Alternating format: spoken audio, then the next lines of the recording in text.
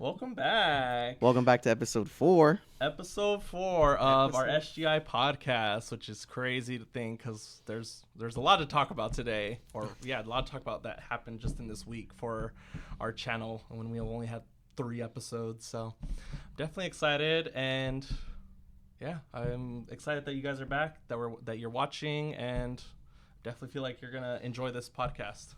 Yep.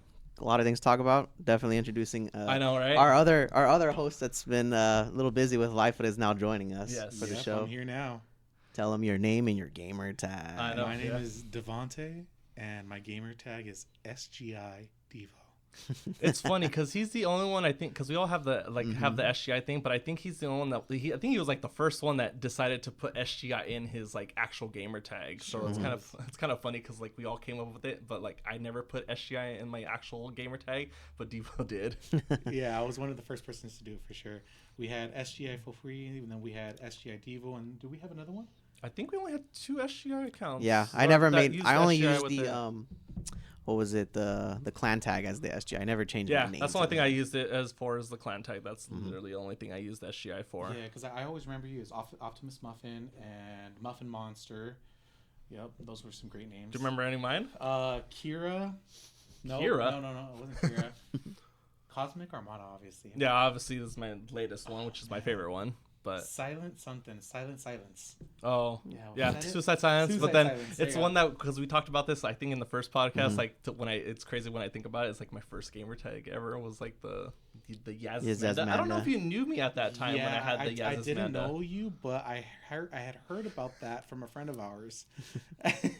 So it's like funny because I always think about that. I'm just like, it's just funny that was my first ever gamer tag, and it's just like, yeah, that was 2 girls that you put together, right? Yeah, 2 of my best. Yeah, it was like 2 of my best friends at that time, during that time. So like that's why I felt like at that time you had to make a gamer tag that had like something meaningful to it. So I was like, well, these were 2 of my best friends, so why not add them into gamer tag? Because I couldn't think of anything. So, and I guess it ends up becoming iconic, even though it's a little weird now when I think about it of my first name. Such a throwback. My very first gamer tag was Dev Red, because my first name's Devontae. That's right. So DEV, that's right. And then my last name in English, of course, is Red. So, yeah. Roll. But yeah, We're welcoming our newest member. It's exciting. It's an honor to be here with you guys. I feel like this just makes it even more jam-packed because you're used to just me and Jordan, and now we have a new face to get to know. More into the mix. That's right. All right. And well, first things first. How do we want to start this off? We want to get your opinion on Arc Raiders since you've been kind of playing with us here and there. Oh yeah, I love. What are your thoughts? What do you like about it? What do you hate about it? And some of your favorite moments. Yeah, because usually, like, the reason why we're bringing this is because we usually try to like keep Arc Raiders inside our podcast at all times, always. So I feel like we might not be talking about it as much today, but we want to just hear your thoughts and your experiences, even though you had less time in it. So it's definitely exciting to see your first impressions. Oh yeah, whenever I have some time, I am usually on Arc Raiders. I am gooping it up, looting it up, gooping and shooting, Gooping and shooting. Hey, that's the motto right there. Yeah, but I've noticed that whenever I play by myself, I usually have some pretty decent lobbies. A lot of not very many PvPers, which is great. So I'm able to get my questions and stuff like that. But the second I jump on with a friend, or just second I jump on with Jordan or you, oh man, those lobbies get lit. Well, also too, I feel like you're also the one that kind of initiates it too, because for some reason he just wants to play with us, and then he's like, you know what? Let's go in on site. Let's get him. Yeah, and then I'm like, okay, that's not how we were playing for the past couple. Like me and Jordan were playing, but as soon as Devo joins, it's like something changes in Devo, and he's like, you know what? I need to just freaking get someone. Yeah. Well, what we'll do is we'll play a game where it's like, we're just looting, having some fun, But then all of a sudden we get third party. We get first party. Everyone's coming in after us. We're not even getting a chance to loot or extract. So it's horrible. So I'm like, when it gets to that point, I'm like, yeah, you know what? It's on site now. I need to extract and I need to get my loot. So what would you say is your like weapon of choice at the current moment? Oh, I love the arpeggio. The arpeggio is so great. I don't really have too much experience with the arpeggio, but the arpeggio is good for like PvP, like kind of long distance range. Okay. It's literally like 2 shots to the head, sometimes 3 shots to the head, depending on their armor. And you're pretty good. You're pretty set on that. But if for my side weapon, I'm always carrying an anvil because if know, not, right? I cannot. I feel like that's always the like go-to secondary weapon. Never leave home without it. Yeah, the if you don't have the anvil and you're using the Peugeot and some other small ammo or medium ammo weapon against the all the arc, you are not gonna survive. Oh yeah. Yeah, I will drop an entire clip of arpeggio that's like I think it's like 25 bullets. Yeah, unless you put the extended mag into it, but just out the gate, I think it's like 20, 25. Yeah, 20, 25. I will dump an entire clip into one of the Hornets and it won't die. Yeah, you're already out of one set of ammo just from killing one arc with arpeggio. I know, literally, it takes 50 bullets to kill one, and you got to do well-placed shots too, of course, obviously. Oh yeah. But, the thing is, though, I really like the anvil, even though it's always my go-to choice. But the thing is, if you bring in an anvil, it has to be at least upgraded to like I want to say 3. Level 3 is pretty because good. if you get it in first level, it's super slow. And it feels like I can't win any fights when I have the anvil at level 1. But then 2, you could feel a slight better with it. And then 3, I think that's a good. I don't think I always max out them. I think 3 is like the nice point if you don't have enough resources to get to level 4. It doesn't really cost much to even get it to level 4. It's mainly simple gun parts, and I think the last upgrade to level 4, you need like 1 or 2 heavy gun parts. But yeah, but when we're like consistently dying with all these different teams, we've been actually in just this week alone. I have like so many resources that I need to regather in that game right now. So I'm like kind of just using whatever I have left, but I'm trying to like pretty much this whole week was just gathering resources that I lost. Well, at least you don't have to buy it no more since I smuggled one in. Oh, I know. He got lucky this time. I think because we both got anvil blueprints just recently. Someone gave you one, didn't they? Or not that one. That one came from a wild card. That when you know how like at the end of the season it gives you stuff. Oh yeah, that's how you gave me that one. Prior to that, somebody gave me one, so I was like, oh, perfect timing. Like, I don't need it, so I'll just hand it to you. Yeah. I have a bunch of blueprints for you in my stash that I got to give you. I know we goop extra for our friend Debo over here. I know. I feel like I don't put in the work for it. That's okay. Yeah, but when we play it as much as we have, there's like blueprints that we just like get, and sometimes sometimes I'll keep them to like give to other people, and then or sometimes if I know Devo's gonna play, I'll be like, you know what, I'll hold on to a couple stuff for Devo, so then he's able to just kind of he's like behind but doesn't feel as behind because we can give him extra stuff that we got and gathered from like other recent raids. So. Like I got a snap hook for you, blueprint. Oh, shut up. Nice. I got 2 of them actually. I know. Dang. It's funny because I remember like the first one I ever got, I was super like excited because I was like, oh, this was difficult to get. And now I feel like I found like a couple in like my couple raids that I have like kind of more frequently than I have ever done in like getting the verse ever snap hook. So it's kind of funny because I feel like there's a lot of blueprints that drop a lot more frequently once they know you already have it. Yeah. Because I was like, I remember I was trying to get this gun for hours on end or multiple raids, and then now that I have it, I'm getting it every couple matches, getting the same blueprint. It's a quick $5,000 if you just sell it anyways. Like the perfect example, I think I've gotten like probably like 4 is the Aphelions. Oh yeah. Which is like the like high end gun. I think I found like 4 of them after I found the first one, and then you found like probably like 4 or 5 of them as well. It'd be like that. Oh. Let's talk about your favorite game of all time. What do you got on the list for that? I am a diehard Monster Hunter fan. I have been playing Monster Hunter since Monster Hunter Freedom Unite on the PSP. Oh yeah.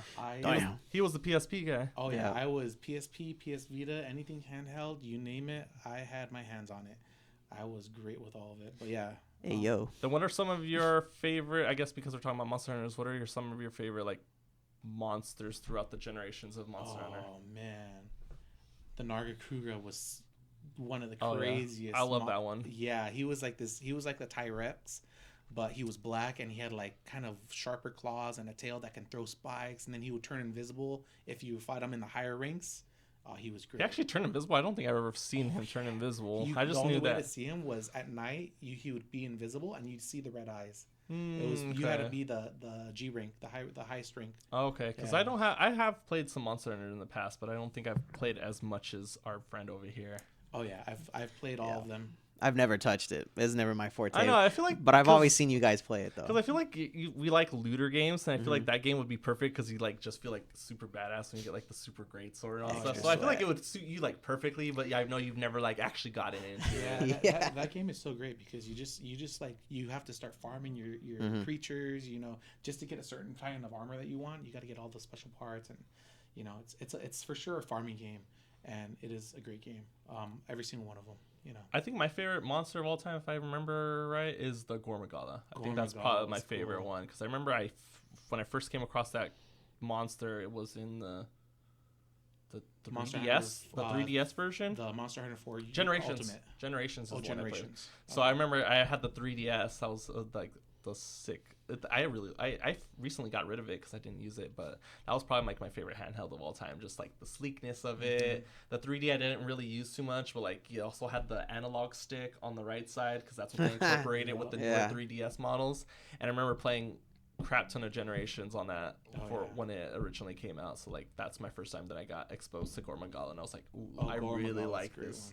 I really like this design for this monster. And then they bought him back in the recent one, Monster Hunter Worlds. And Wilds. There you go. Yeah, because he was in there, but they haven't unleashed his golden form yet.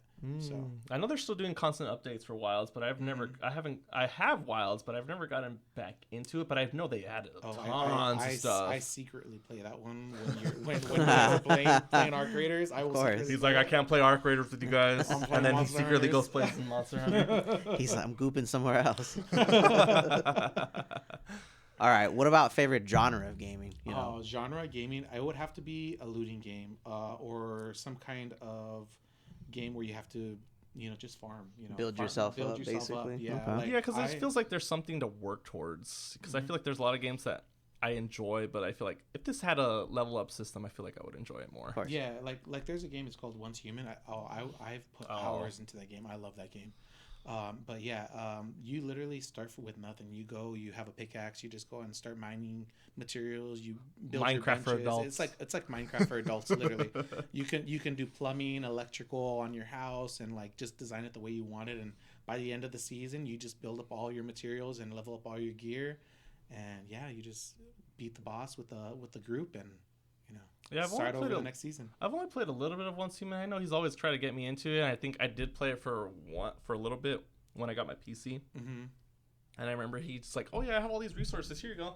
So then like I literally had to not start from like scratch because he was like, "Yeah, you just got to make this weapon I have, or this like." I guess there's like a vending machine that you can like get raffles and you get like all the gear and stuff. Yeah, he's like, you just need to make one of these, and then here's enough tokens or whatever to get that stuff, and then you have like a full loadout, and then you just go and grind yourself. And I think he built me my own little base too. So it definitely does seem cool. It's just I never really got into it for some reason, but I feel like it's definitely like my aesthetic type of game. Oh, yeah. But I don't know. I just couldn't find the time to put my time into because I guess there's just been other things that I think rather put my time into. Yeah, we were just busy at life at that point. Because I stopped playing for a little while during that time when you had started. I was like, I had work coming up. I had the kids and all that. So. It'd be like that. Yeah. It'd be like that sometimes. Like that. All right, that's life for us. I already know the answer to this one. What is your favorite gaming system? My favorite gaming system is my PC. But if I had to pick my favorite gaming handheld system of all time, PlayStation Vita. So underrated. He loves that thing so much. I love that thing. Do you still have it? Yeah, I have it in my garage. Oh, there you go. He still has it. I have my PSP in my garage. I have my PS Vita. I think you actually said at some point you want to like mod it out to be able to like have access to like hundreds of games. Well, I've modded my PS Vita. My PS Vita is modded. My PSP is not modded. I wanna mod that one because I have a screen on it, but it's broken. So I want to get a new screen and then I just want to mod it out and build it with LEDs, clear case, just make it look like a PC on with some unicorn vomit, PSP, man, it's just I don't know that was ahead of its time. Yeah, that was ahead of its time. That handheld was ahead of its time. I love my PSP. I think we could eventually talk about our PSP experience, but just because he brought that up, I'm like, man, the PSP era was just something else, and I think there's so many good things on there. And it's like I sometimes to this day I feel like sometimes I'm like, oh, I kind of want to rebuy a PSP just to get everything again. So that was one of the first handhelds to have a browser where you can actually surf the web on that thing. There's some stories with that too, I guess,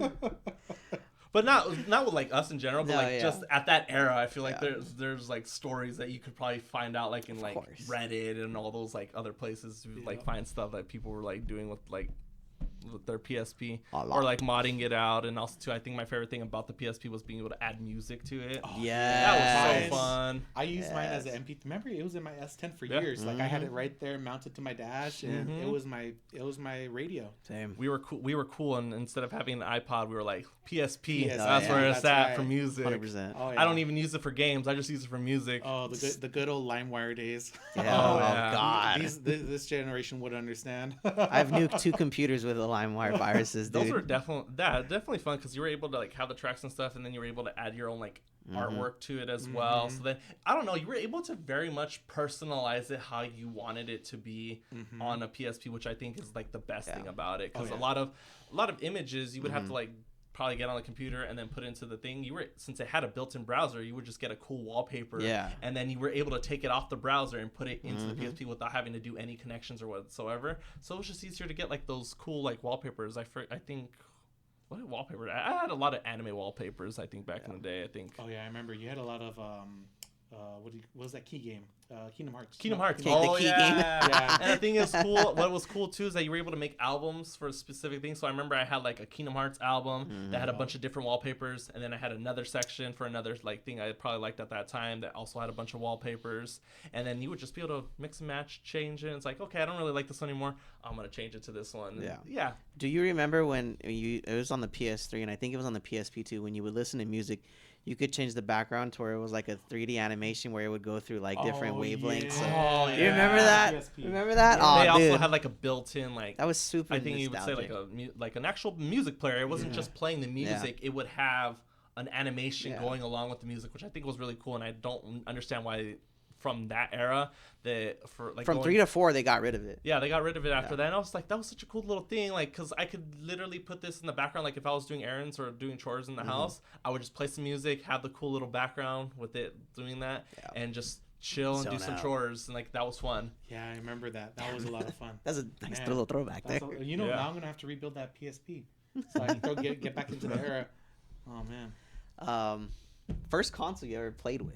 The first console I ever owned was a Sega Genesis 2. And the first game I ever had was Sonic the Hedgehog. Yeah. That Okay. game Hell was yeah. lit Hedgehog. on Sega. Nice. Oh, yeah. That's I think dope. the only experience I've had with like Shadow Hedgehog was more on like the GameCube era because they had like a Sonic. I think it was like Sonic 2 Adventure, 2 Battle or something like that. That's when they first introduced Shadow, which is why I love that game. Oh, Oh yeah. That's when they first introduced Shadow, and that game was just, I don't know, very nostalgic because I've seen like recently watched a playthrough and I was like, oh man, I remember how cool this game was and how much I enjoyed it, and just like the music, the feel of it. It was 3D, and it was like, it kind of felt like open world, but not really at the same time. And of course the introduction of Shadow, which became like my favorite like character in the Sonic Hedgehog like universe. Was definitely cool. Only character with a gun. Yeah, especially because Only character that's with how a popular gun. he was. He got his own game, and it was kind of like your normal Sonic game, but like he was able to blast everything with his gun. And I think he was able to get like a pistol, assault rifle, I think a rocket launcher. They definitely juiced Shadow in that game. Yeah, I never played it, but I do. I think it was just called Shadow the Hedgehog. Yeah. Yeah, but That that's was on plain GameCube, simple. right?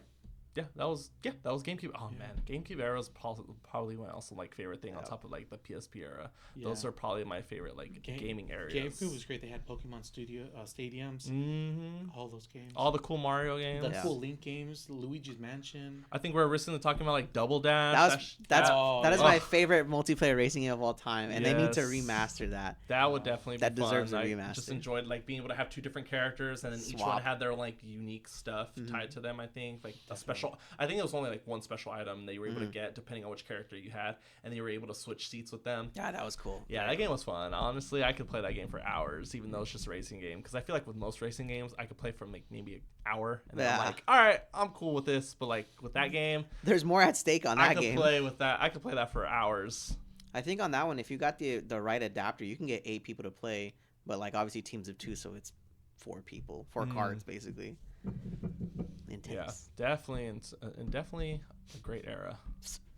Where did it go? I know, where did it go? Well, it's still a decent era, Yeah. but I feel like I feel like we're gonna still like later in the future. I feel like we're gonna be talking more about the same nostalgia that we're talking about right now, then we're going to be talking about like current stuff right now. Right. Like, I feel like that's just going to be how it is, where it's like there's some good stuff, but I feel like I'm always going to go back to like the GameCube, of PSP, course, yeah. and all those other stuff at that time. Yeah, the things that got me into was Sega, N64. Mm. Back at my old friend's house back in the day when we were kids, we would always play N64. GameCube, I started that. I don't know who I started playing GameCube with. Well, I didn't know you at that time, so definitely. Yeah, you didn't know me at that time. Yeah, I was still. It wasn't until like midway or after we got to high school did we start hanging out. Yeah, me and him started hanging out after high school. Me and you a little bit before high school. Because we met a little bit in high school, but we briefly knew each other because it was a quinceañera, and that's where I got introduced to Devo, but we didn't really talk at the time because he was going to. I was living in San Bernardino. Yeah, that's right. And then I was over here, so definitely didn't talk to him. So I remember, I think when I met him in the quinceañera, I was like, oh, that guy's really cool. I don't know when I'll see him ever again. And the next thing you know, like a year later or so, he's like, all right, I'm here, guys. I'm back, guys. I think that's when you moved down here, right? No. I was still up there. I had just gotten my truck. But then he was like telling us that he's planning on moving back down here, I think. And then we're like, oh, cool, you can hang out with us more. And then also he got his car, so he was like, I'll come visit you guys. So so I was literally coming every weekend. Yeah. He was, Yeah, definitely. So then it was funny, from that quinceañera moment. And then it was just like, oh, well, that guy was cool. All right, maybe it'll be a friendship, but like maybe not. Little did I know. 13 and then years little later. did we know. Yeah, I know, right? 13, 14 years later, here we are doing a podcast together. Yep. It's definitely. But that was definitely something. What would you say got you into like the gaming like world? Like, what was that one thing that was like, you know what, I gotta go down this rabbit hole in gaming? So the one thing that got me into this was my Uncle T. He was an IT guy. He was great with me as a kid. You know, he always had the PlayStation 1s and like all the old OG video games, Atari, all that stuff. And I would play with him. Like, I'd go over for weekends and I'd play with him and we'd like just, have fun playing games. Nice. Yeah, and then he was actually the one who got me the Sega Genesis. Okay. Yeah, but he's the reason why I started playing video games. But the reason why I stayed in video games was probably just the fact that, the N64, like all those games, like Mario Kart and all that, I got to play those with my friends and experience that. And it was just such a fun experience that I wanted to be able to go back to that. Heck yeah. And do that myself with my own friends on my own time. So. And that was before online. Yeah, that was before. That was when we had to go to people's houses. When we had to go outside and touch grass, I know, right? Exactly. Well, even I feel like during those times, I feel like we didn't really touch grass. We just stay in home playing games all day. Yeah, really? That is true. Yeah. You're trying to go outside. Yeah, exactly. Because I definitely, Is there any game in particular that's hit you on a personal level? Yeah, I just had a realization that there was 2 games that hit me on that level. Okay. So the first game that I was talking about with the guys earlier was Gears of War 3. We're very me and Jordan were very relatable on that one. It's when Dom goes down the channel and we've played all these games with him up until this point, and he just goes and he sacrifices himself to protect everyone. Yeah, and I definitely we'll get into like more in depth about like each. We're gonna cover more on that. We're gonna cover more on that about that, but we just wanted to like get a little feel for what hit him personally, and then we'll go into more depth with that. One? Yeah, so my second game, it wasn't like a crazy game that had like emotional effect on me. It was just as a kid, like I just got so attached to that game, like I just wanted to play it all the time. It was like my little escape from the world, and it was Need for Speed Underground on the PlayStation 2. I don't think I ever played that one, but that game, I know, solid, iconic. That was one of the best racing. That's the kind of game that got me into all my racing sim games and all that stuff. Because I play all those racing. I think the one that got me into that is probably like the Midnight Club. Yeah, Midnight Club Dub Edition was probably like the one that got me into like racing game. Well, it was always Mario Kart, but like that was the one that got me into more, I guess, I don't know, realistic, I guess, type of like driving, because you're like, it's a car, you don't have like cartoon characters throwing items at each other. Yeah, so, fair enough. Yeah, so definitely I feel like that. But go on. Yeah, so that game totally got me into it. Like it was just my escape from, everything that was happening in life. I was a little kid, but it just helped me. It helped me with my struggles, Okay. And it was a great game. It was my escape. Even if you weren't racing at the game, just being in the garage, making a bunch of cars, listening to the music. Yeah, dude. just customizing. Do you remember your first car? Oh yeah, I do actually. It was a It was a blacked out Honda Accord with green neon underneath it from Fast and the Furious. Oh yeah, I was like, I gotta make one. Mine was a Chevy Cobalt, and I remember I loved the Mongoose hood that was in that game, Oh. and I would use that hood on everything. Honestly, I don't know if I like have like a specific car. Like I remember I used to like spend hours just customizing the car, and then that was that. But I like really don't remember. But I remember like every single car I would ever make, I would always have to put neon in it. Oh, hell yeah, that was dude. like a must. That was the thing, dude. Oh yeah. That was taking over the racing world back then. Just neon everywhere. That's all I wanted. I don't even remember what car it was, but I remember it had neon in it. Oh, yeah. That was the takeaway from that. Definitely. But yeah, I think that, but like definitely leads into like our next section, talking about like what games hit us personally. We can get a little bit more in depth, and I guess because we just started with Devo, let's go more into depth of why those games hit you personally, if you want, or however you want to approach that. I mean, I came into the Xbox game really late in life. I think I was probably like 16 years old when I got Xbox. So I never got to experience Halo 1 to 3. Okay. What I got to experience was Halo Reach. Halo Reach was my first multiplayer game ever, like online multiplayer game, and it was the first time where I actually got to come home, sit down, call up my good friends, and who was there to play? All of us here sitting at this table, plus one more, sometimes a couple others, you know. And we would just sit down. We'd jump on Halo Reach, and we'd just start sniping people. With the DMR, if you guys remember that. Yeah. Team SWAT, baby, let's go. Team SWAT. I think that was like our go-to game mode, literally, because we didn't want to worry about like having shields and everything. So we're like, you know, let's work on our precision. We were cracked out on that and enjoy SWAT, and that's literally all we would play is SWAT. Yeah, and that game just gave me like, it was just such a community-based game that just I'll always remember it. You know, it was such a great game for me. Even though it wasn't the best Halo, it was definitely the best one for me. But in regards to emotionally, you know, that second that Dom went down that tunnel, man, that just hit me hard. I'll let you go a little bit more into that, of course. Oh yeah, I'll let you finish with that one, and then he's gonna go next. And I'll go at the end of mine. Yeah, gotcha. But anything else we want to add for like anything else? No, I think that was pretty much it. Yeah, that's okay. Yeah. I think for me, personally, would be Kingdom Hearts 2. I think Kingdom Hearts 1 and 2, but actually I got into Kingdom Hearts 2 first. So you know what? We'll do Kingdom Hearts 2 because I played Kingdom Hearts 1 after. But yeah, Kingdom Hearts 2 was just something on a different level because I think it was of course my first Kingdom Hearts. And at that time I was very much a Disney person, grew up on Disney. My parents raised me on Disney. And I think just being able, and also too, I didn't really play too much of the Final Fantasy games, but I knew that they were very popular at that time. So I was like, what? A mix of Disney characters, a character that I grew up, and then these like edgy Final Fantasy characters that I didn't really know too much about. I was like, oh, that's a perfect combination. And just being able to replay all the different worlds that you went to, we kind of end up replaying like the stories that you already know of for like Lion King and all these other like movies pretty much, and like actually like experience it. So it's like before you just watch it, but now you're actually being part of that like story, even if it's like a little bit altered and stuff for like the story for like game purposes. But like being able to like feel like I'm part of that Disney movie was really cool. And also too, I think also at that time my Dad was working at a GameStop, and I remember when it originally came out, they had the displays to play the games and everything, and they had the full game of Kingdom Hearts on there, and yeah, on the display thing, it was full game and everything. And I remember there was a huge ass line to be able to play this game, so I never got to play it. But since my dad worked there and he would work late, I would just be like, oh, I could just play it in like 3 hours or like in a couple hours because I'm gonna be here all day because I would just wait at the mall with my dad for my mom to pick us up. And yeah, I can remember I could just play that game for hours, and even though like on the display thing, and eventually I ended up getting it myself. And yeah, just that game just hits. And then also too, like beating it, I think it was the first game that when I finally beat it, like I just had that satisfaction. I'm like, oh my gosh, I can't believe I did it.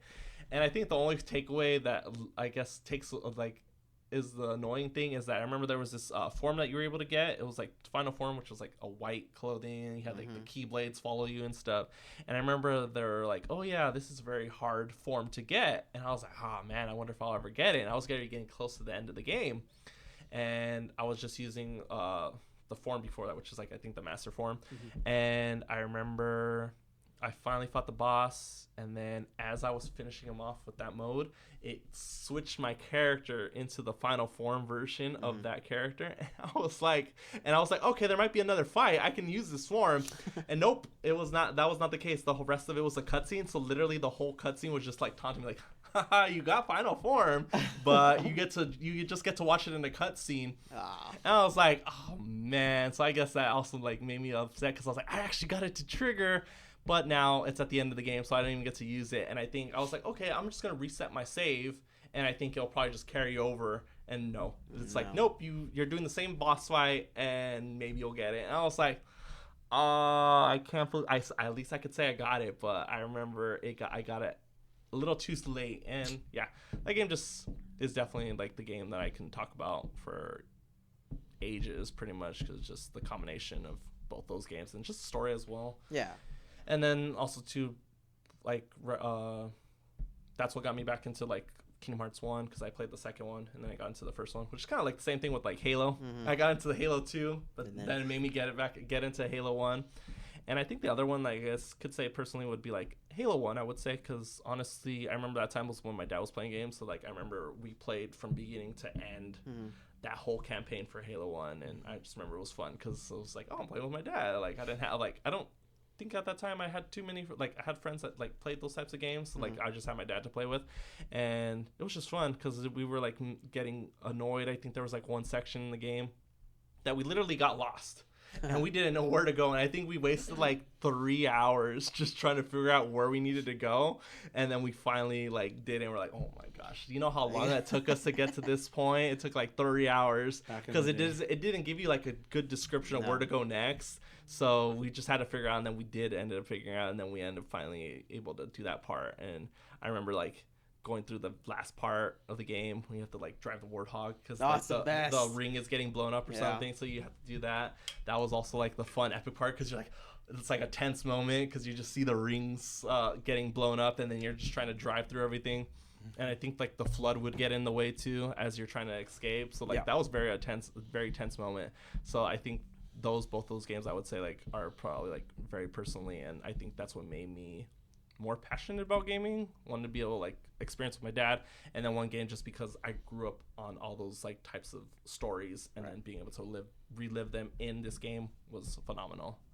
And I think that's my take for that. On to Jordan. Those are two solid games.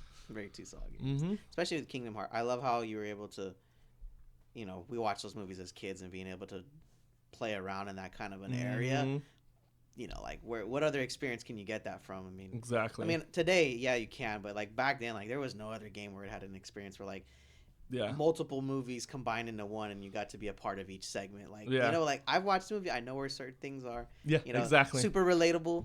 And then you get to relive those moments that hit you in the movies, in the games too, because they would use those as like cutscenes, and you're like, oh, I'm actually living it in this game.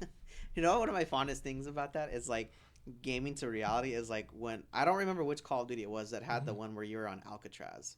Okay. The zombie map on Alcatraz. I think that might have been Black Ops 1. It was one of the Black Ops games. One or two, yeah. But I do remember playing that, and then I remember I took a trip to San Francisco, and we were on Alcatraz, and I was like, I know where to go. I know where everything is at. This door will take us down here. So I don't think they actually. It was a 1-on-1, right? No, yeah, it's a 1-on-1. It's a 1-to-1 scale. Yeah. Oh, wow. You don't have, when you're really there, you don't have access to every room. But, of course. But like when you're walking around, I'm like, wow, I know where to go. I did not know they actually did 100% 1-to-1 for the map. Dude, wow, it's almost That's cool. It's pretty. Definitely a cool thing I learned today. Yeah. So, some video games do that, like Assassin's Creed. Like they did the Nostradamus. What's that? That church over in France. Notre Dame. Notre Dame. Yeah. So they did a 1-to-1 creation in the game, and when Notre Dame burnt down, they used the game's digital files to rebuild. Oh, I think I remember reading about that. That's very cool. Yeah. So which game was that though? I don't know. Which Assassin's Creed? There's plenty of them. Yeah, I know there was one of them. I just don't remember which one exactly. Oh, I totally forgot. But, I remember they have a whole digital archive of like all kinds of structures and buildings. I remember that article. I remember reading that. And they're like, damn, that was like that's how far gaming has come. They were able to do literally from the game be able to recreate if you in think real about life. Forza does that with cars. They in order to find a Ford Focus ST, they had to go to some guy. I don't know. He was in Scotland or something. He had this yellow ST, and it was the only stock ST that they can find with the package that they were looking for to include in the game. So they drove to him. They offered him money. They took the car. They recorded everything down to the sound the windows make when it goes up and down, to the exhaust note, everything. And they use it. It's like a crazy digital archive for cars. Forza. Forza is a great game if you've never played. Good. Oh, good to know. Learn game. something else. Yeah. But let's go on to what do you think has the one that's? I know you guys had similar ones, but how did it hit you personally? Well, if you want to delve into that. Dude, of course I am. I mean, you guys know I live and breathe Gears. It's tatted on me. I don't know anybody else that has it tatted on us amongst our friends, but I love the game enough where it's on my body. And when I first played the game, I fell in love with the idea of Dom and Marcus, they're not brothers, but they've been working together for so long that they just kind of become brothers and protect their backs and all that at all costs. And one would throw down for the other, just if he threw down for him, basically. And in the first one, it was very much like that. Dom comes and saves him from jail, breaks him out. He's like, "Oh, you can get in a lot of trouble for this." And he's just like, "Dude, everybody's getting pardoned." He's like, "You're out. Let's go, let's go." Yeah. Oh. And and then pretty much the first game is just you find out little tidbits about Dom, just wanting to find his family. He's been at war for so long, he just wants to track them down because he has no idea what happened to them. And then it kicks into 2. Where it's he's still looking for them and he doesn't have any knowledge of still looking for them harder, but we end up finding her in the second one. And then when he finds her, she's been tortured and she's not who she was anymore. And he ends up shooting her because he loves her and he doesn't want her to suffer no more. And seeing that as a kid, to make that kind of a rough choice, that messed me up mentally. I was like, holy shit, I forgot how in depth the Gears War was. Yeah, I was he loved her so much that he was willing to kill her to stop her suffering because of what the Locust did to her. And I remember after that happens, Marcus was just hey, we got a job to do. He's we can either go in quiet or guns a-blazing. And they leave that up to you. They give you the option. You can either sneak in or you can go guns a-blazing. And I was like, fuck, we're going guns a-blazing. And the fact that he's able to have that situation happen to him and then he still has his composure and be hey, we still have a war to fight. I still have my brothers to be able to, I don't want to end up holding them back. Yeah. And he's willing to kind of put those feelings to the side to be able to focus on what their goal was. Save the world. Yeah, save the world pretty much. So yeah, that's definitely a lot on telling about Dom's character. Oh yeah, and then bringing on other characters that we lost along the way too. Seeing that happen was just dude, these guys are their friends and they're dying in front of them, or they've had to see them die.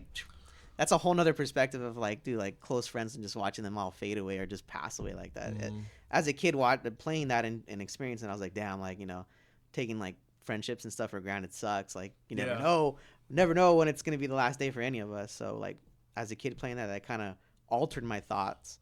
And then obviously in the third one, when we already figure out that both of his kids are dead and then his wife's dead, and they throw it in our face when he's in his hometown and he finds her burial site where he buried her, and then it's he touches base with her, and then it gets really emotional because it's just well, hope everything's good with you and the kids. He's I'll see you someday.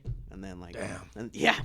And then when he said when they're stuck in a firefight and Dom makes the ultimate sacrifice and he kills himself to save his friends. To shut off their escape. Which I feel has become our whole model as friends is brothers to the end. Yeah. It's usually anytime we say happy birthday to someone or we something helpful or something they're going through a tough time, we always say brothers till the end. And I think that's something that we've held on to us for all our friendship. And that's what's tatted on my arm too. Yeah. But yeah, that, and then just to see the not only the reaction from us as players, because it's dude, we love this character and just he's lost so much along the way, and it's just and then he makes the ultimate sacrifice, and then to see Marcus kind of lose it too, he's just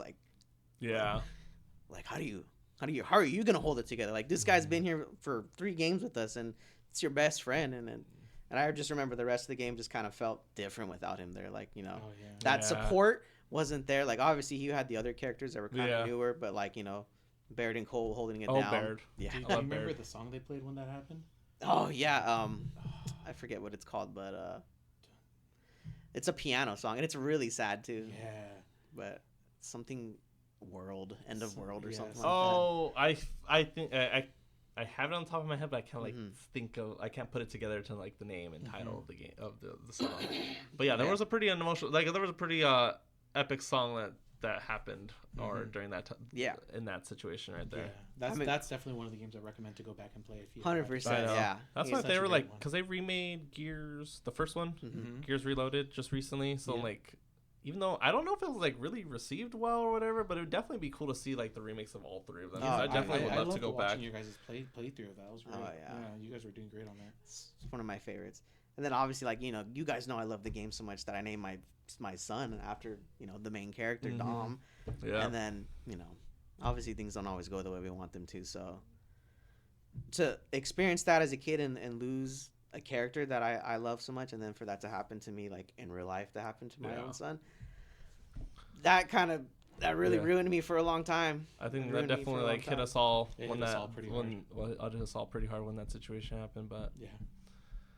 I remember. we stuck together, like all of us, and just kind of been the support for each other for stuff like that. Even though we don't really talk about our emotions too much with each other too much, but we know every now and then there's like little things that we do to like help out the other person to get through a certain situation. Oh yeah. Even though we're not like sharing openly, like, hey, this is No, what I'm dealing with. This is what I'm dealing with. And You I- kind of just know sometimes, like, especially when you know people for so long. You kind of just know, it's like, oh yeah, something's off about this person because I've known them for so long because they're not acting the way that I'm used to seeing them. So then that's where that support comes in for No, like, all definitely. three of us. And you guys were all there for me. I'll never forget that. That always holds a special place in my heart with the game and all that. So like anytime I get a chance to play it or go back to it, it's always good memories for me. Sad memories, but it's good memories. But yeah, I think that's a pretty good way to wrap up that section right there. Definitely some intense moments and reliving just I forgot how in depth That game Gears of really War is. was, which Yeah. makes me kind of want to actually replay it I now. actually want to go pick up an Xbox and. I know, right? Go Yeah, get it's not Xbox just a and- shooter. There's a lot Yeah. more emotions that are underneath that. Yeah. Well, I'm pretty sure they got it on PC. I think. Oh, about yeah. it, Oh yeah, definitely. And then also too, just I feel like the takeaway from Gears of War is like I remember when I first saw the first Gears of War. That's when the 360 first came out. I was like, damn, these graphics look freaking dope. I remember that. And the trailers. That was one of the first games that had really good trailers that were like dark and grim. You're like, I just want to play this game. Yeah, so like I definitely feel like what was it? I think I randomly came home one day and I think my dad was like, "Hey, we got an Xbox 360." I was like, "Oh, I an remember Xbox 360." And the first game I ever got on my 360 was Gears of War because I think they did a bundle because it was a day one launch It for was, yeah. 360, I think. And I remember he played a little bit of it, and then I took some time to be able to play a little some of it, and I was like blown away with how it looked. I was like, whoa, like the graphics are insane on this. And also too, I wasn't too familiar with like third person type of shooter, so it felt definitely weird. And then also too being able to stick to walls and everything, and being able to hide in covers. I remember when I first saw the game, I was like, wow, this is beautiful. I can't believe how great this game looks. And it's funny now we look at the games nowadays. I know, now I look at it now, like it still kind of holds up. Yeah. There's still, I feel like there's still always those moments where you have like those games and you're just like, whoa, these graphics are insane. I think Gears of War was one of those games that hit that. For that sure. part. And then like probably for me it was like, I know it didn't do too well when it first came out, but I was the one that got it. Was like Cyberpunk was like another game that like when I first saw that game, like the visuals, like, whoa, this game looks pretty, and like all the details and everything like that. I know it had a lot of its problems, which I know I didn't struggle with too much. It was only PCs that had that problem. Yeah, but I remember that was like another game that I was like, whoa, this game looks like phenomenal, and I definitely like it when you have like, you can actually tell that these graphics are really good for like any of the games that you play in your video game career. Oh yeah. Oof. Well, let's jump into the movie segment. I know it's gonna be our first movie segment. Yeah, right. Which is crazy because I feel like we haven't talked too much about movies, so this is gonna be very interesting how we do with this first ever segment. Yeah. And I think, we're gonna start off with pretty much. We want to know, you personally, what's the best video game adaptation in your opinion, and also the worst in your opinion. I think what we could do is we can do, like, talk about each of us have our like good adaptations, and then we can go through everyone again and talk about like the worst adaptation. Okay, I guess. Let's hear your best one then. Yeah, what's your best one? So my best one would probably be One Piece. Okay. I feel it was great. The live action remake of that was pretty good. It was pretty spot on. But I mean, of course, it's totally fast paced. That's what a lot of people call it, or they literally go from, the first 120 episodes, I think it is, literally summed up in. Yeah. What? I forget how many episodes are in that season. I can't remember the exact amount of episodes there was. On the Netflix series, I think. Series, yeah. No, but I mean in the anime. Well, the anime has a ridiculous amount, but I think they were, like he said, they were able to compressed it. Yeah, they compressed it's literally it from the first episode of the anime to Arlong Park, and yeah, it is compressed like very heavily. But they did a good job of getting a lot of information in there. A lot of information was withheld, but they did a good job, I feel like. And I can't wait for season 2 to come up, especially with the introduction of the new Chopper. That's gonna be great. I think even though I only watched like a couple episodes, I think like the visuals are pretty good too. Yeah, like I was worried about that. I'm worried about that. For that type of anime, there's a lot of like. Yeah, especially with Luffy, I feel like it would be like a hard to portray, but it actually didn't look too bad from the parts that I saw with him using his powers. Like it didn't look that good. If you've never watched One Piece and you just go straight into the live action, I think people would enjoy it. It's a little quirky, of course, but people would enjoy it, and it's just a great adaptation of the first few like I guess 100 episodes or few chapters of One Piece. I think the good way to take away from that, like the One Piece is that. The Netflix series is that if you've never heard of One Piece, you watch this, it's probably going to either make you... I feel like it's a good entry port to get you into watching the actual anime. Because I feel like during that time when the show came out on Netflix, I remember that a lot of people were actually watching the anime as shortly after they finished watching the Netflix series, because that's how interested they were. Like, oh, I want to see how this looks like in in the anime form. And then I feel like it got a lot of more because it already gets a lot of traction. And it got more traction because of the Netflix anime, Netflix adaptation, which is why I feel like is a good way to say that it was a good adaptation if it's pulling people to want to watch. The original source material. Oh yeah, definitely. Because there's a lot of filler, like he said, that is cut out. So like, if you want to see all the details, then it's like, go watch the show. That's kind of what that's geared for. Yeah, and that is one thing about One Piece. There is so much filler, but it's a lot of world building, and a lot of the things that are in the anime, just go back into. It literally reveals truths that happen in the future arcs of One Piece. I won't go into like spoilers, of course, but yeah, there is so much lore building in that, so much world building, and the world is so huge. You literally have fights happening at the same time as other fights, and then they show them as if they're happening at different times, but they were actually happening at the same time. Simultaneously. Okay. And it's so great. So that's why you get such long arcs. Yeah, because I remember I watched a little bit of the anime because he finally was able to convince me to watch it, but I think I only watched like the first 27 episodes. They barely introduced like Sanji's character and like that whole arc section. I think that's as far as I got. At the party, not because I lost interest, because there's a lot more other things that I was watching at that time that I was able to like go back to. Like I didn't go back to watching the One Piece, but I definitely should get around to rewatching it from that part on forward, because he always tells me nothing but good things about it. Oh yeah, I mean it's long. I had my daughter in 2021, and that's when I started watching, and it took me from 2021 until I think 2023 is when I finally caught up to the Wano arc. 2 years of watching. Yeah.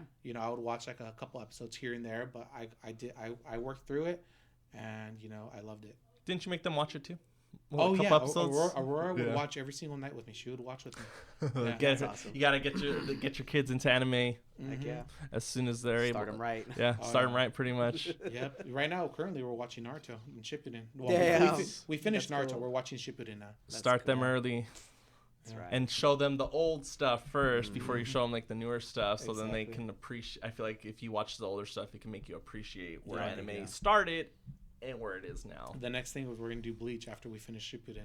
Because we're still on that's another blood arc, but that's another show that I've like watched a good amount of episodes of Bleach, and then I just kind of like stopped watching it because I just never got back to watching it, because I think that that time that's when a certain filler came out at that time, and it made me lose so much like interest, and I was like unfortunate because I enjoyed Bleach I was watching it. Oh, yeah. every single week a new episode came out, I was watching it, and then I got to a certain point where it's like, all right, I think I'm gonna hold up on watching this, and we'll go watch something else. But I definitely feel like that's another show that I should probably like rewatch, which I did start rewatching, not recently, but like maybe a couple months back. And there was a lot of things that were in like the beginning episodes that I missed. I was like, oh yeah, I forgot that happened, or I forgot this happened, I forgot this character got introduced. But then there's a lot of cool things. I'm like, oh yeah, I remember that, or I remember all that, even though I watched this show a long time ago. Yep. But yeah, I think that's his take for a good adaptation. What would you say is your good adaptation? Definitely Fallout.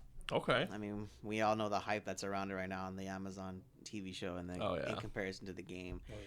I feel like the game is getting a lot more attention now than what it was before because of this show. Mm-hmm. And I think that's a good indication that the show was great and that people want to experience the game to understand kind of like what pieces of the puzzle they pulled. Because the thing about the game is it's your own personal experience with the world outside. Yep. And the show does a really good job of like, this is her personal experience of what the world is like outside, where she's like currently at, because like you have this big world event that happened, but you only see it in certain small parts, pieces in the of the games. puzzle. So then this part you could literally have this where she's at, because it's in California, I think.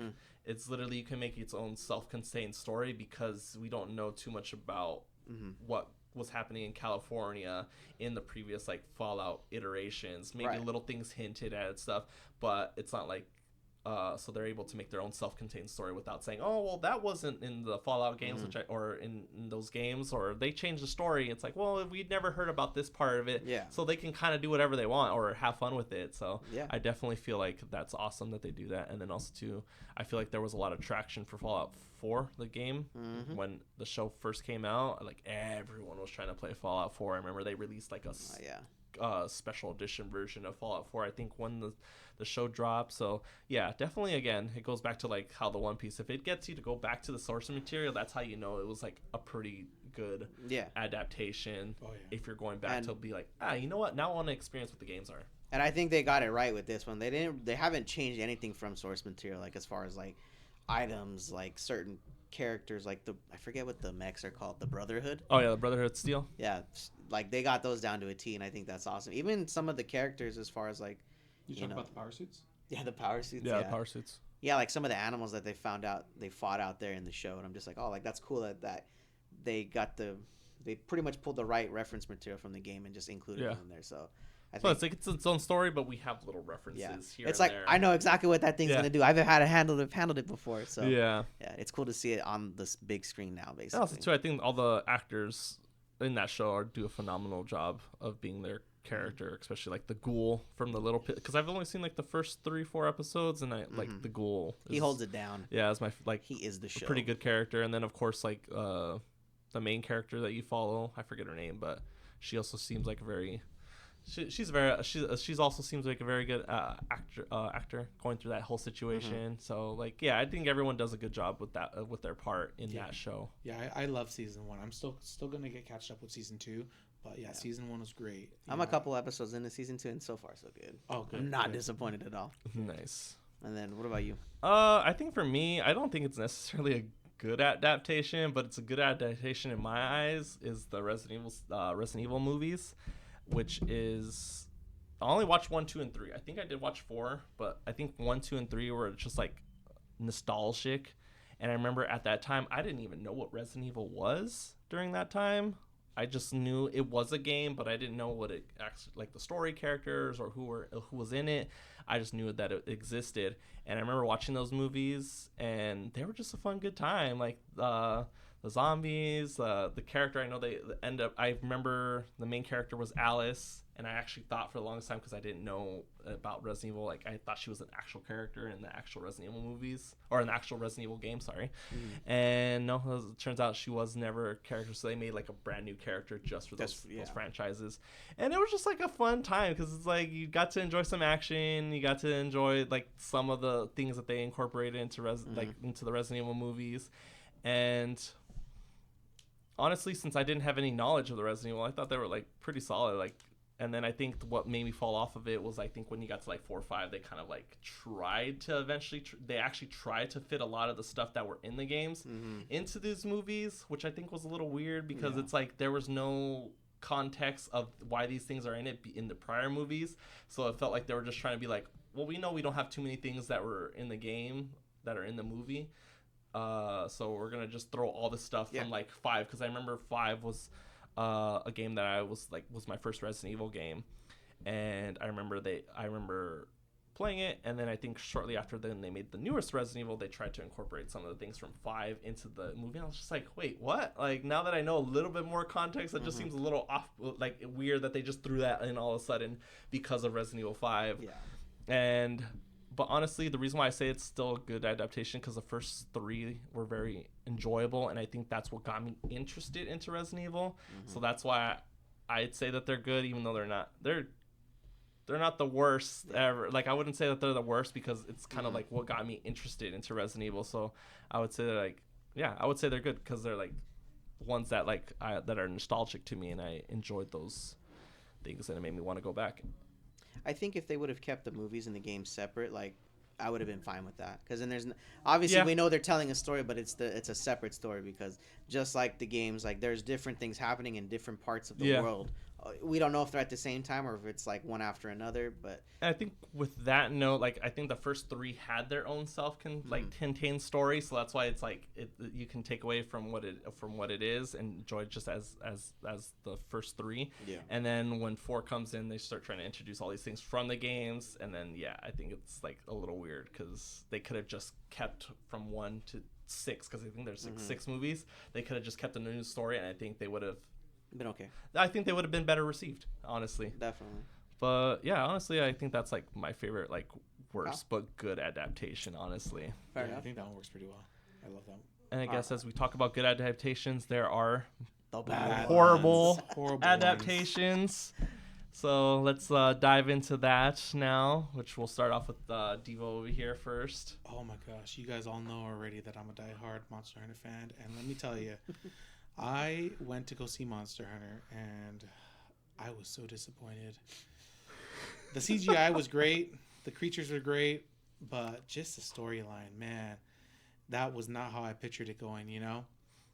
I was not expecting a military convoy to get isekai'd or teleported by a storm, you know, and end up in the land of monster hunters. And you just don't take out a Diablos with the paintball and dual blades that are bone material. You need a little bit of sharpness for that, if you know what I'm talking about. Oh yeah, definitely. Or like more blunt, I think. For Diablos, you need a little bit more blunt because But she was using dual swords. I'm sorry, dual blades. That's I believe. funny. Yeah. Where's the source material? And here's the funny thing about that I say that talking about the Resident Evil movies is that the same actress that's in Resident Evil, which is Mila Jovovich, is also in that movie, and it's directed by her husband, which is the same director for the first, I think, all of the Resident Evil movies. Yeah. So it's just kind of funny that it's like that's like the correlation between both these adaptations. Another video game adaptation. Yeah. Yep. But yeah, I remember like seeing the trailer for that, and I think I saw a little bit of it, and I just realized they did a great job with the creatures. I think they did a great job with that. But like that whole concept right there, I remember seeing that. I was like, they literally got dragged into that world. They weren't part of that world. Yeah. They got dragged into that. Yeah, so they should have had like some kind of hunting sequence where they hunted it, like maybe the Rathalos a couple times. And they're using military weepons when they first come across these creatures. It's like, you ain't gonna do nothing. This ain't no action. This isn't Resident Evil. No. You gotta channel your inner demon sword and take them on, man. Or great sword, your inner great sword, which is probably like one of my favorite weapons in Monster Hunter. So. Oh yeah. I've always been a dual blade, a bow, and a long sword. Those are my mains. Okay. Not bad. Well, I mean, for mine, I think the worst adaptation for a game to movie would definitely be Doom. Okay. Doom. Oh, I don't remember. I barely remember that movie. That's such a great game in itself. Like, even comparing it to the newer ones that just came out, like, you're just some badass dude that's pissed off and just wants revenge. Yeah. And the movie does a terrible adaptation of that. It's like you're a military squad going to Mars to find something.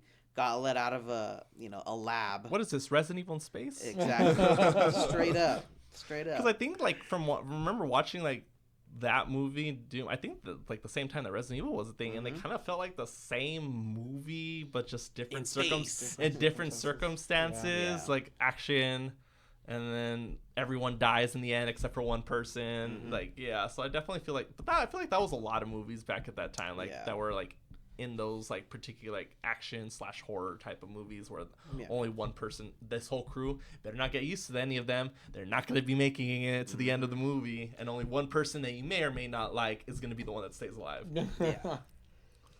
I just excuse me. No, I don't think they really did a good a transfer over, because it's like you're getting to know this guy, and I know they don't claim him as the Doom guy, but like he becomes super strong. And then it throws you into that first-person mode while he's taking out all the enemies like the Doom guy. And it's like, I get what you're doing, but I don't like it. It's just... Wait, wasn't The Rock in that movie too? He was the good guy, and then he goes the bad guy. And, oh, boy.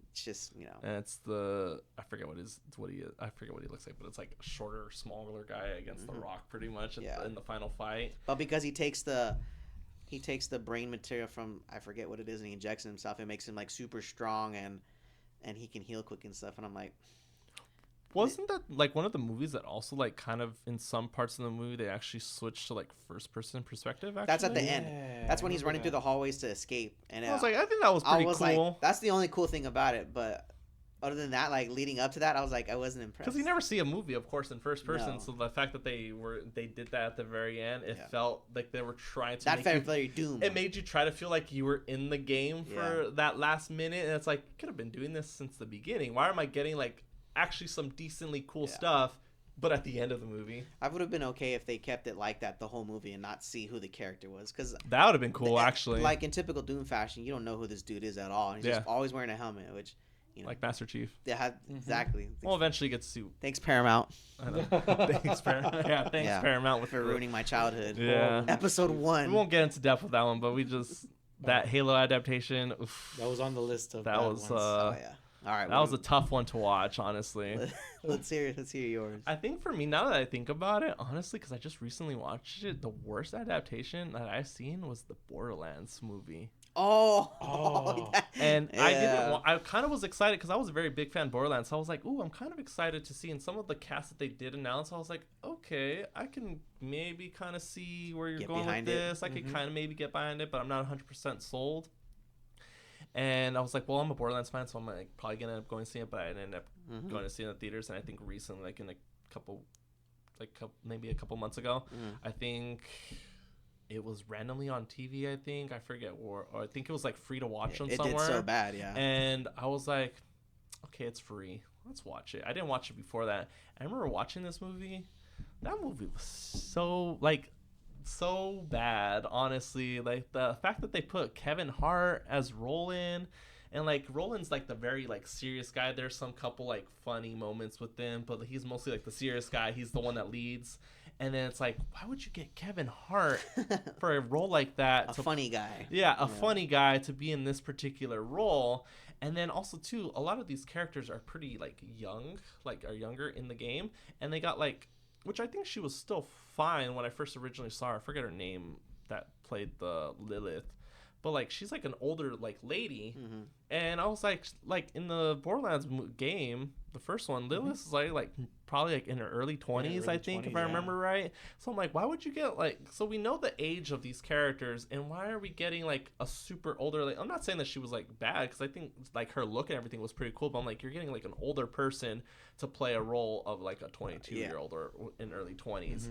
And then also too, just Jack Black as Claptrap. I was like, I kind of like Claptrap in the first couple games, but he was always annoying, and I just think it just made me hate Claptrap even more, knowing that Jack Black did play him in that movie. I was just like, I can't get behind this. This is like, Claptrap's already annoying on his own, and now he's even more annoying because he's voiced by Jack Black. You know who I wish they would have got to voice him? Peter Dinklage. I feel like with him, his voice, he would be less annoying and more on the helpful side of things. I think Claptrap's meant to be annoying, but not that annoying. Yeah. Honestly, like I didn't like his portrayal then in that movie at all. Yeah. And just like the overall story just felt weird. And then like also too, like they introduced Tiny Tina, which is like my favorite character in all of Borderlands. She's just silly. She's crazy. She has explosives. She has like that relationship with Roland because they have like that close bond that you get in the games. And they introduced her literally in the first. This is supposed to be Borderlands 1, and they're literally introducing a character that doesn't get introduced till 2. And it's just like, wait, what? We're just skipped. What is this? Is this Borderlands 1? Is this Borderlands 2? Like, this is like have some of the essence of Borderlands 1, but now you're encoding it with these other characters that don't even get introduced till 2. So it's just like, okay, I don't know why they decided to do that. Like, I like Tiny Tina, but like, it would have been more exciting to see the first story of the first Borderlands and then get put into 2, and then you get surprised about the second one to come out, because I'm like, oh, that's when they do like a little sneak peek or something like that, like a end credit introducing Tiny Tina. That would have been cool instead of just making her an actual character in this Borderlands movie. Yeah. And I remember, I just didn't enjoy it, and it just felt weird and kind of bland. Like the acting didn't feel that they were that interested in doing their role. Like it felt very boring. It felt rushed. It felt very short-ended. Yeah, because I felt like if anybody was gonna make a movie about that game, there could have been a lot of cooler things to have been had and talked about. And then I remember it might have been super bad because I remember I was watching it, and I think like halfway through the movie I remember dozing off actually. And then I woke up and I was like, is the movie over? It's like, yeah, you fell asleep. Like I was like, I fell asleep, and I think it was the TV was off and everything because it turns off automatically or whatever. Yeah. And I was like, damn, was it that bad? I actually fell asleep, because I usually even if a movie's bad, I usually stay up and watch it from beginning to end. But I was like, that's telling if I'm falling asleep midway through the movie that it wasn't going anywhere, and I was not impressed with this movie at all. I think it's telling if it just came out in theaters and literally a couple months later it's already on streaming services or on free somewhere, or even on live TV. That's crazy. But that was a disappointment. I'm like a big Borderlands fan, so getting a movie was exciting when I first heard it, and then not excited after actually seeing what they did with the direction for this movie. What they did to my boy. I know what they did to all my characters. I hate when they butcher movies like that. Because if I remember right, they only had 2 of the main characters from Borderlands 1. They had Lilith, Roland, Tiny Tina. I think that was Claptrap. That was just them 4. But I'm like, there's so many other characters that you had Marcus. I think he was actually kind of decent as Marcus, which is the one that sells you all your guns and stuff. I think he had the same like feeling of Marcus. But like you had all these other characters that you could have had in this movie, and you didn't have any of them, and you just have these 4 that have never been like in a team before. Now I haven't seen it.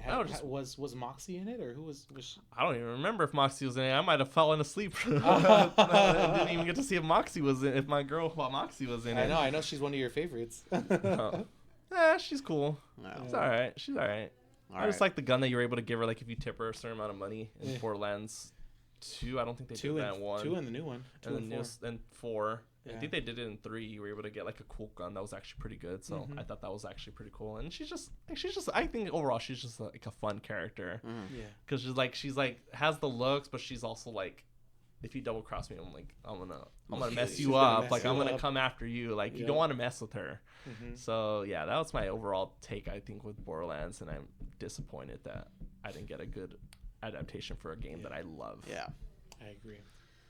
All right, last segment, we'll talk about JJK a little bit more. Obviously, I finished season 1, so yeah, and I've kind of touched with season 2 a little bit. But I would say my overall rating for season 1, that as a brand new watcher to it, I would give it like an 8 out of 10.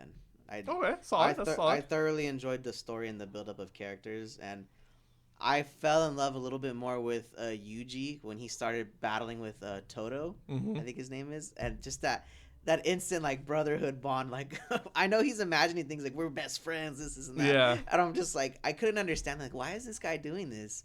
But then I'm like, he's just trying to make him a better fighter. Yeah. And to see him come out of his shell as a better fighter because of what he was trying to teach him, I was like, this is awesome.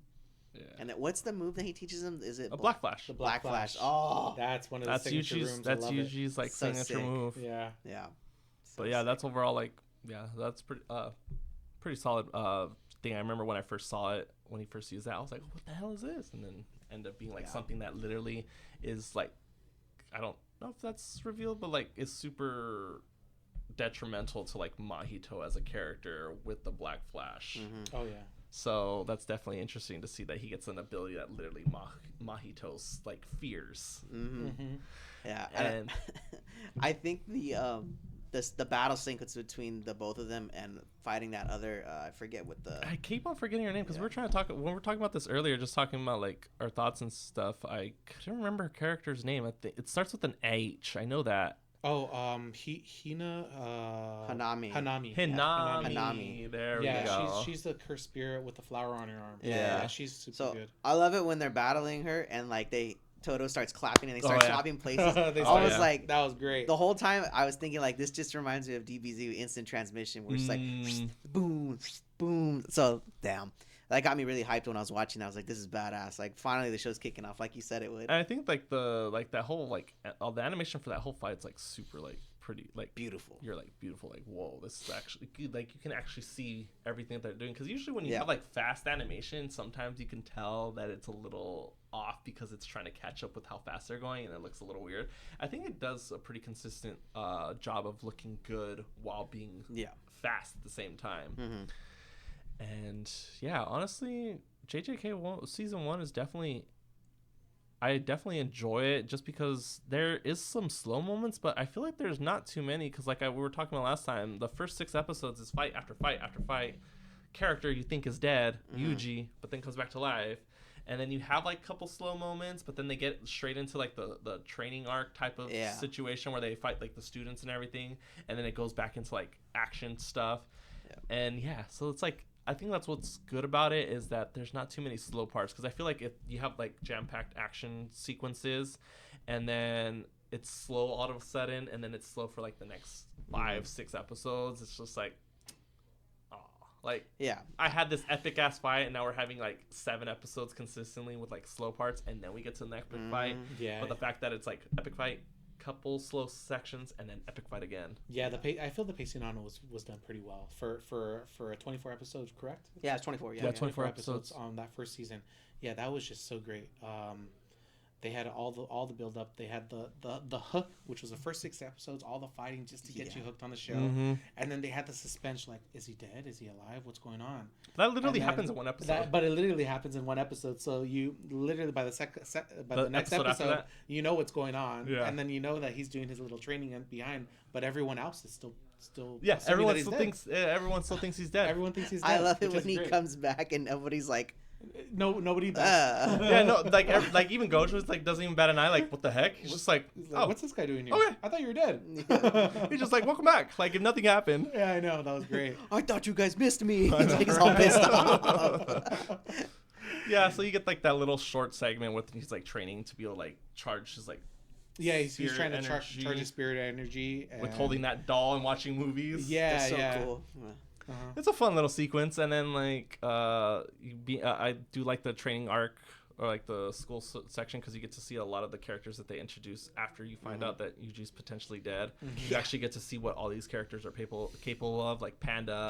Oh, dude, I fell in love with him. And then like the one that only speaks in rice ball ingredients. Oh yeah. Which is you get to see a little bit of him, and you're like, oh, okay, this guy's actually pretty. Guy's actually kind of badass. He's like soy sauce. It's mustard. So funny. Then you get to see a little bit of like Maki's like a character, and then you get to see her sister. She's badass. I think Maki's character is so underrated. She's so great. Maki's character is definitely cool. I remember when they first introduced her, like I think I kind of like already kind of liked her character when they first barely introduced her, because usually when they first barely introduce a character and you're already used to like the main set, you're like, I don't know if I like this character too much. But they do a pretty good job with me, like, you know what, I kind of like Maki. And then of course like with Toto, it's like you think this at first when they first introduced him, I was like, I don't know if I'm gonna like this character, and then you get like a little bit more dialogue with him and Yuji, and you're like, okay, Toto's the bull, like he's the homie, he's the ride and die now. Toto's the ride and die for sure. What's the question he keeps asking everybody? He's like, are you an ass man, or are you he goes, you're an ass man, or are you something else, man? Yeah. Because he wants to know, and then he tells him. Well, technically, I think the question is like, what type of lady? What Oh, type of that's lady, right, yeah, What what type of lady are you English into? version. Yeah, that's the English version. Yeah, in the Japanese English version. version, they say, what type of lady are you into? But I think in like the Japanese, in it the goes into like the Japanese- actual. Yeah. It actually goes into the actual context of that. TVMA. Yeah, that Yeah. was so funny. So what do you guys prefer? Have you guys only watched in English, or have you guys watched the dub version of it? I've watched from the starting off. I watched it all the way from season 1 to 3 in Japanese, and then because I started rewatching it, I put on the English version of it. Yeah, so I did the same. I started off in Japanese, and I've watched up to the current seasons in Japanese. But since I knew we are going to be rewatching and getting you back into JGK, I rewatched in English because I knew that, I think you're going to be watching, right? Yeah. I've watched in English first go around, so when I watch it again down the line, I'll probably watch it in Japanese because I prefer the original language it's in, and I'll just read it. Oh yeah, because it always sounds better. Yeah, I think Except it's for great Dragon Ball Japanese. Z, except for that one. Oh yeah, I I agree. can't I get think- behind that. Yeah, But I think the English version, even from the couple episodes, like the first 6-7 episodes I watched with JJK, it's actually not bad. They have a good the voice actor English, pick. The English voice actors are great. It's just I think the dialogue changes a little bit. Oh, of compared course, to the that's usually Japanese. what ends up happening. Some things don't translate over to us. Yeah, Yeah. yeah. And of course, there's always ad lib, but you know one of the best ad libs ever, What? Solo Leveling. I know. I told yeah. them briefly about it. I was like, that's another one. That's the the anime that we should probably got him into first before the JJK, because like I think Solo Leveling is more just up. Well, we got some time for Solo Leveling, so you know you're good. No. You can finish season 2. We can get to the next one, and then So definitely, since we're but we saw like 3 seasons, so we're definitely still gonna have like JJK part of like our segments, but eventually you'll probably end up hearing like Solo Leveling, especially that'll when be the next one. ends up watching it. So after we get through our JJK sections, I think we'll eventually go and tackle along Solo Leveling, because I think that's just like another perfect fit for our boy over here. Oh yeah, and he's gonna love that show. Honestly, yeah, season 1 is great. I can't believe you're already on season 2. Season 2 is just gonna pop off. And I think what I like about both the English and the Japanese, I think Sukuna's voice acting is like actually phenomenal on both ends. Oh like, yeah, I like the Japanese version, but then I also like the English version. Like every time I hear him talk, I'm just like continue talking, because I like his voice that much. Like I don't want him to stop having dialogue. That American voice, he has that Madara tone to him. If you know what I'm talking about, if you're a Naruto fan, he's just got that. Like that especially voice. whenever in both sides, when he says like the domain expansion, like that phrase, malevolent shrine, it sounds epic on both sides. Malevolent shrine, yeah, sounds epic on both sides. So honestly, I think JJK did a pretty good job with trying to balance the way season 1 was, because it's like their first season, so they don't want it to not be good. So definitely, I feel like they definitely did try to adhere to the people and making it like action packed, couple slow parts, and then action packed again, so it's like not too much. Oh yeah, I think they did. It's a nice balance, I think, for the show overall. For going into it and having no context and just kind of understanding how it's worked, it's a great show. I mean, I haven't found anything negative about it so far. I think the most emotional part that I got from like that show in general was probably in season 1 was like the character. I keep on forgetting his character, but like the character that was like bullied and ends up being like Yuji's like ends up becoming friends, because Yuji can kind of relate to him and stuff, and he ends up becoming friends. And then, sure enough, Mahito turns him into a curse spirit. Yeah, curse spirit. Feeds, the finger to his mom, I believe. Yep, and then Yuji has to end up killing him, and just like it was a character that they introduced, and I was like, "Ooh, I'm definitely excited to see where this story goes for this character." And then, sure enough, a couple episodes after that, Yuji has to end up fighting him, and then has to what do you call it? He ends up in the Exercising. Yeah, exercise. I couldn't think of the word for some reason. He has to exercise the demon stuff. So like I was super sad about that point. I was like, I like their chemistry. I definitely could see. And then they kind of do like a little thing where it's like Yuji thinks about like the future stuff. So like him going to school with him and like him being able to introduce him to like all his friends and everything. I was like, oh, they really hit you in the nerves. So that one character that you only knew for a couple episodes, and they already made that character a little bit like stand out, even though he only had like a couple episodes. And then that whole fight right there is really cool too, because that's when he fights Mahito, and then Fushiguro times up with Yuji to fight Mahito at the school, and that fight's really cool. And I remember that's when I think Sukuna tells him that's when Sukuna tells Mahito, because Mahito goes into his Sukuna's domain expansion, and Sukuna's like, you know what? I'll let you off with a warning right now. But if you touch me again, yeah, exactly. If you touch me again, there's gonna be consequences. And it's like that's what I think so epic about his character is that he could literally do that and literally put the fear in like these other like cursed spirits that are bad as well. And like he almost killed him too. He has the authority to be able to be like, hey, you don't get to be in my domain expansion, and if you do again, that's gonna be a no-no. I'm coming after you. I'm not in your domain. You're in my domain. Exactly. Because that's what happened. He put him into his domain. Yeah, and then Yuji goes in and of course breaks the barrier, and then his domain kind of takes over after Mahito tries touching him. And then he's like, he says, you're in my domain now. This is my domain. And I don't think you still get to see the full strength of his domain expansion. In here, you get like little glimpses, like in the beginning when he fights that demon in the cursed spirit in the jail cell, and then you get little tidbits of it in this fight right here. And then you don't really get to see it until season 2, honestly. Yeah, and season 2 is when you get to see like the full potential of it. And I think it actually in season 2 it actually gives you a lot of dialogue of how his domain works. Yeah. Because that's the thing about JJK, which is like every ability that they introduce, they kind of try to add like context to it. It's like if he's able to do this, and if he goes at this pace, he, like with some other characters, like in season 3, they kind of give you like a whole little training video of how the domain works or how their abilities work. Yeah. So you kind of get to feel of like instead of just seeing it, you actually get to know how it works. So you get to like read the words and be like, oh, okay, that's why he's able to do that. So it's kind of cool. It's kind of fun. Yeah. It kind of gets a little annoying because sometimes these explanations could take too long to get through to be able to talk about the full ability, and it's like I just want to see it go off.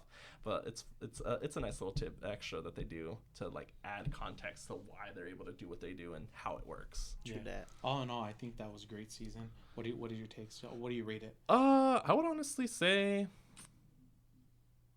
I'd say like an 8.5. I think honestly that was my first it was the first season. Definitely was still good. I didn't I was putting it off for so long because everyone was talking about how good it was and everything. So I didn't know if I wanted to get into it because I'm like, what if it's not that good? And everyone was saying it was good, and then I end up being like the person's like, oh, why didn't you like it or something like that? But then eventually I think it popped up, and I was like, you know what? Let me watch it. And then I watched it, and I was like, you know what? I actually really enjoy the show, and it just gets better from 2 and then of course 3, which is still going right now because they barely finished part 1. I think there's a part 2 to it, but season 2 is gonna be a roller coaster. I think I'm looking forward to it. You're gonna, if you enjoyed season 1, I definitely feel like your 8 is gonna go to like a 9 after season 2. Oh yeah, currently my rating, I think I would say for season 1 I'm at an 8 because of just the introductions of all the characters, and the time it takes to get to where they're currently at on season 1 as they finish. But yeah, I definitely rated an 8. When I go into season 2, of course, maybe in the next few episodes. I think you definitely care about these characters very early on in season 1, because usually in season 1 of any show, I don't really care too much about any of the characters. Even like the side characters, like I'm just like, they're okay, whatever. But like with season 1, I don't know how they did it, but like even the newer characters they introduced in JJK, I was like, oh, I kind of like these guys. And then like just the main cast, Nobara, Fushiguro, and Yuji, and then of course Gojo, I think were just all like stood out on their own because they're very different from each other, which I think makes them like a team because they're like they're strong in different aspects of that, like in those situations. So definitely excited to see when I get to finish the rest of season 3, and then also was excited finishing season 1 originally. I was like not expecting to be that good. Definitely. Well, I think we can come to kind of a closer. Yeah. Well, we have to throw in some dad lore. Oh yeah, that's what we do here. Definitely. Dad lore for today. That my dad told me that if from obviously a younger age to now, like he always told me that like my job is to prepare you for the world for when I'm gone, and if I didn't do that as a father, then I failed. So kind of like doing things that maybe looking back that I might have hated, rules, things I couldn't do or whatnot. I look back at now and I see like, oh, lessons to be had and reasons why he told me no, but it's obviously just to prepare me for the world when he's not around, basically. Okay. So, that's my dad lore for the day. And I think also too, it's just like we didn't talk about it too much because we just wanted to get into like introducing our new host and then getting into like our sections and everything. But pretty much it was a phenomenal week this week for like just in general for our channel, which I was never expecting. I think we have like 3 social medias. We have like our Instagram, we have our TikTok, YouTube, which I'll probably put all in the little captions right here, like right here, each one. And pretty much, yeah, we had all those 3 social medias. We just started the TikTok, which is very like a roller coaster in a way, because I just started the TikTok. I was like, let's get a TikTok. And then literally, I don't know, for some reason, the day after that, I was like, oh, excited for the TikTok. I told him about it. And he's like, oh, cool. And then I think literally the next day, it was like, your account has been banned. And I was like, what did I do? I just posted like gaming clips and like some, like, I think it was mostly just gaming clips right off the gate. And it didn't give me a reason, didn't give me a warning or anything like that. And it just banned me. And I was like, well, I guess we're not using TikTok because it just banned the channel.